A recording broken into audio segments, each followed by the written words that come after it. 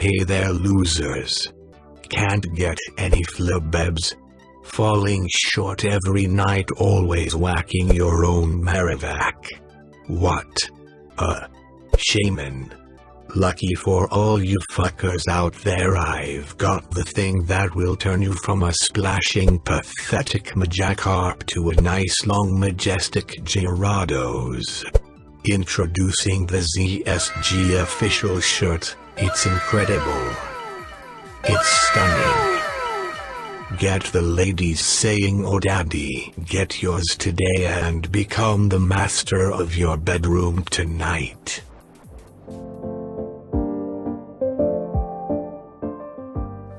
What's happening, guys? Cap over here, and welcome to our draft recap. It's been quite some time since we've done this. It's been a very long time. I don't even remember the last time I've done it. So let me know in the comment section down below if you guys do appreciate my draft recaps, the little graphics, all that fun stuff. And while you're down there, you can also click that thumbs up button, or you can sub to the channel. We're so close to 200. I think it's just only like 5 subscriptions away to 200. So if you can get to that, that'd be awesome. Support your Toronto SwaBlu Jays by simply doing that. We also have some merch. We actually do. I'm pretty sure we do. Shoutouts to Freezelander for doing that. I'll link it in the description down below. You can get all your shenanigans, I guess. We're gonna do some promo for that. We're definitely gonna be doing some promo for that. That's gonna be lit. It's gonna be awesome. You guys are you're gonna be like, oh man, I gotta get my Toronto SwaBlu Jay clock right on the corner over there. We're getting a fun for that. We're getting a fun for that. It's gonna be good. It's gonna be good. But anywho, get back into the TSG draft recap. Alright, so special thanks to David. Big thanks to David, actually. He was incredible on this. He was instrumental for this draft. I would have not drafted this draft if he weren't around. So thank you so much for that. We actually have a Pokemon nickname after him. We're gonna name him David, but David was like, nah, don't name it after me. Name it Sir Kicks-a-Lot. So Hitmonlee, Sir Kicks-a-Lot, that's David. Ta-da! Zappy also helped me out with the first couple picks, and sort of helped me build a pretty good core in terms of that. So thank you guys so much for that. I might mention a lot about David because he was really into this one. So when I say David, he's the one that helped me build that. Or if I say Recon Jack, I might switch it up. That David is Recon Jack is David. So got it. Yeah. Anywho. So this is going to be a Wi-Fi league. This is something that I've been pretty consistent or persistent about, actually. I want to do a lot more Wi-Fi leagues, as I feel like it's a lot more people enjoy them. I enjoy them a lot more because I sort of enjoy Jenny Pokemon. I know, right? Illegal stuff. Oh, drama alert. I enjoy Jenny Pokemon. I enjoy making that and doing that whole process, just because it feels a lot more personal to you in that way. So that's why I want to do a lot more Wi-Fi leagues. People enjoy it, I enjoy it.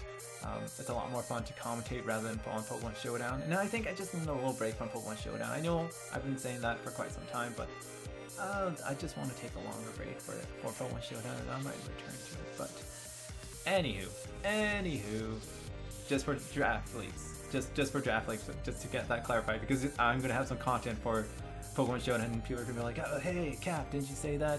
So just for draft leagues, I want to take a little break from that. Anywho, let's just jump right into this. I feel like I've rambled on too much. 3 minutes of rambling. Whoa. Anywho, our very first pick, we were 12th, so we had the wheel pick, the last pick. So we sort of got the, two birds with one stone sort of scenario.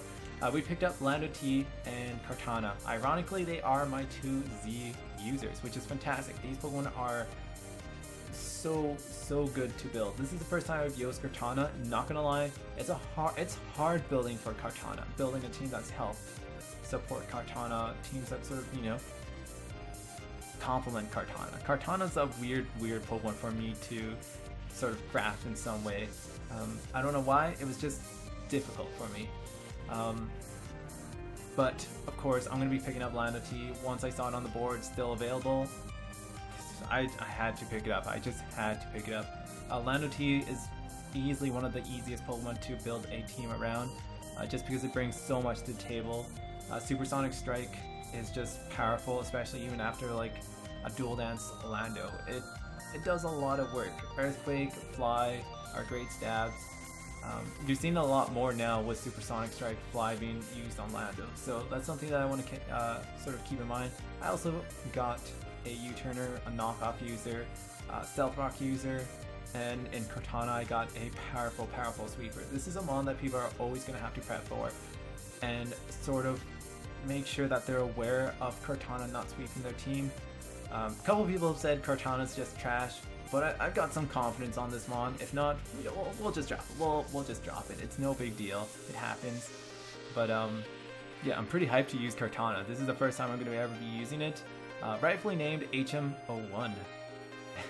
While Lando is Landor just because it's a fantastic name. Next up, we picked up Arc9 and the Mega Adino. So these two picks were largely motivated by Cortana, just because Cortana needs that sort of, you know, it needs a flash fire user, which we found in Arc9. Arc9 will not be limited to just using Intimidate, since we do have the Lando T in Arc9. We do have dual Intimidators, but we also freed up Arc9 from just being a sole defensive Pokemon, and we have also freed up Landorus from being just a sole defensive Pokemon. So in that sort of sense, we sort of helped Arc9 and Lando sort of become those duo that, you know, they complement each other in that way, while Cortana can really put in a lot of work and just play around, and it makes people sort of a bit wary of using Hidden Power Ice or Hidden Power Fire. So it's something that I sort of was looking forward to. We have a lot of immunities just right away from the first 4 picks, which is nice. I was pretty impressed with that.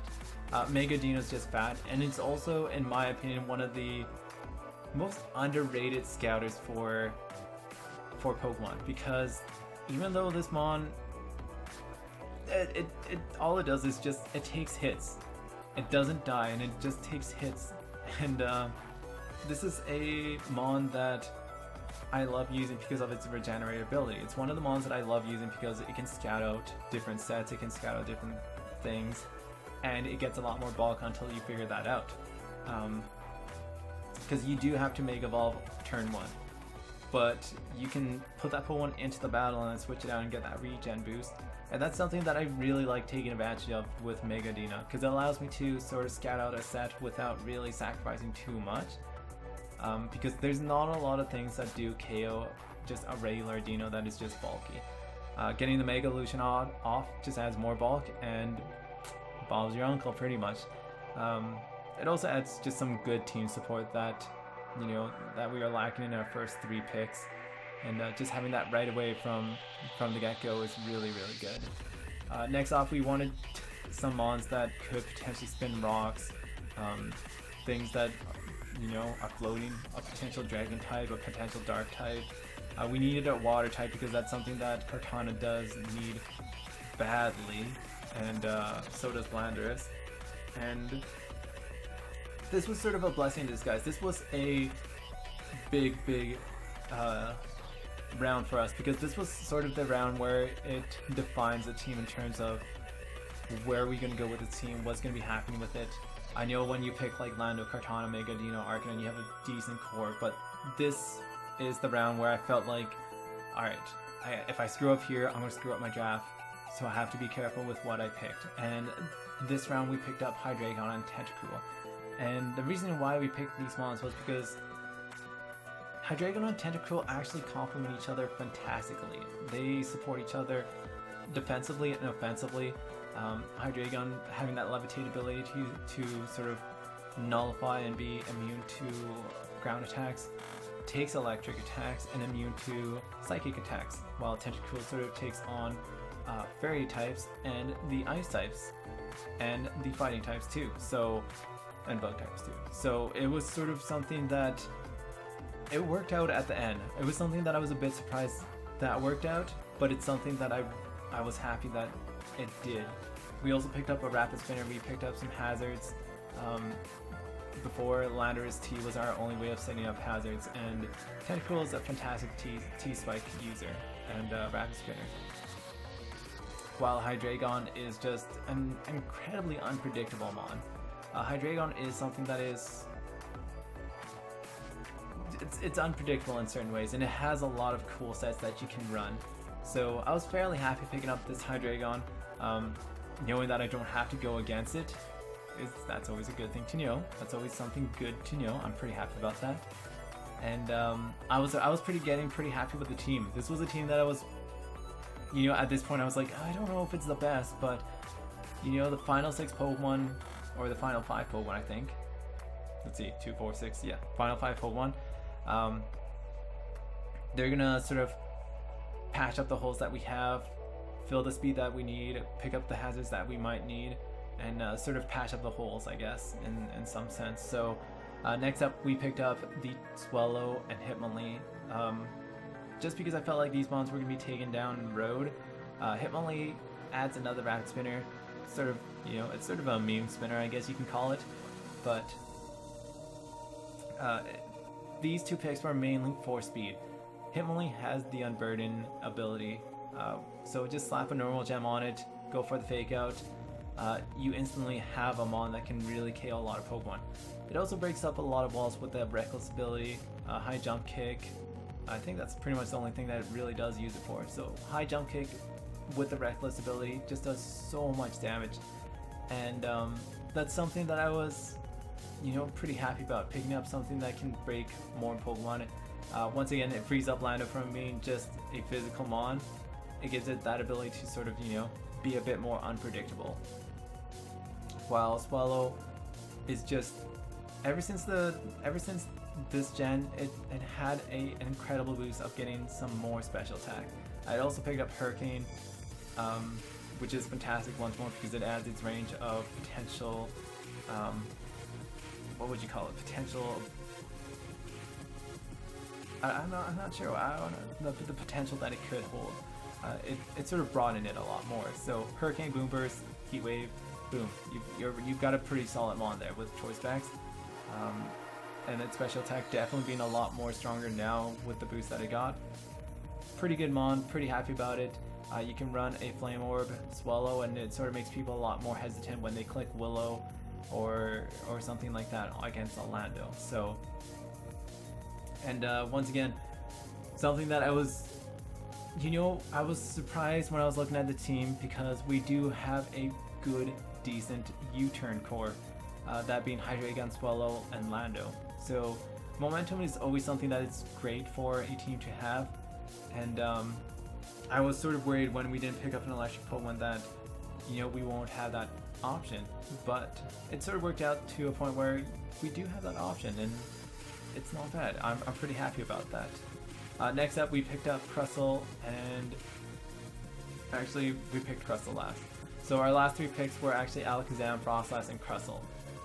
As you can tell on the screen, it says Azelf, and at the end of the draft we had the opportunity to get 1 free FA pick, and Azelf was one of the mons that I was really looking at. I was excited to use it because I've never used it in draft league format. I've always had it used against me, and it does a lot of work, but I've never used it. So I was disappointed to see it gone, but I was pleasantly surprised to see it back on the board, as it was one of the Pokemon dropped from another team. And what this mon brings in that Alakazam couldn't bring was, it brought in Stealth Rocks, it brought in Boom, which is, you know, let's face it, everyone likes a good Boom. And it brings in a lot more unpredictability, which is something that I really wanted, because that complements Hydreigon so well. Hydreigon and Azelf are an incredible team together. Really offensive, really puts in a lot of pressure on a lot of people, and it makes people a lot more hesitant in terms of, you know, how can they prep for 2 mons that are so versatile. It makes it so much more harder. And once again, it adds a lot less pressure on Lando. A lot of this draft is to allow Lando and Kartana to shine, and to sort of build that momentum that they can sweep at the end game or have an easier time. Crustle, the primarily reason why we brought Crustle in was because it had Stealth Rocks, it has Spikes, it has the option to have a sweeping set. So with that in mind, I sort of decided, you know what, we picked up a lot of hazards. Frost Blast, once again, hazards. It hits a good speed of 110, and that sort of brings me onto like the topic of speed. Looking at the different Pokemon's speed, we really patched it up at the end of the draft over there, picking up a lot more speed, a lot more offensive mons, and sort of pairing up with the bulkiness of Arcanine, Mega Dino. Hydreigon can be bulky too. Lando is just bulky, Tentacruel is bulky. I felt like we built a really, really solid team. Just they complement each other so well, they bounce off each other so well. We have spinners, we have two defoggers, we have 2 spinners, we have a lot of hazard setters, we have all 3 hazard setters, which is fantastic. This is I'm not gonna lie, this team was weird when I first saw it, and then I slowly started building with it, just doing some scenarios in my head, sort of seeing what I could do, and it's actually a pretty fun team to run scenarios with. Just looking at the combinations that you can put together, the unpredictability that it has, paired with, you know, momentum, paired up with hazard momentum, bulkiness, the speed. It's a team that sort of grew on me as I started, you know, simulating these scenarios in my head, and I'm just like, oh man, I'm pretty excited about this. I'm pretty excited about this season, and I'm looking forward to be going against a lot of brand new people in this league. So hopefully we can play well, hopefully we can perform well, reach playoffs as always is one of our goals, and we definitely want to establish ourselves as one of the top teams in the PMU D League. And I'm also looking forward to all the Wi-Fi content that I can potentially see, and sort of dive into more Wi-Fi battles, which is something, you know, ultimately I wanted to bring onto the channel. And yeah, anywho, thank you so much for watching. It's been like 16 minutes of me just rambling about different bonds and whatnot, and I do appreciate that. So thank you so much for watching. Once again, smash that like button, support your Toronto SwaBlu J team, your Toronto SwaBlu J team, and let me know in the comment section down below. If you made it this far, let me know what you guys like on your pizza. I like pineapples. Me personally, I'm Hawaiian. Pineapple, ham and pineapple. So good. But anywho, I'm gonna get going. So have yourselves a good day, a good morning, and a good evening. Peace.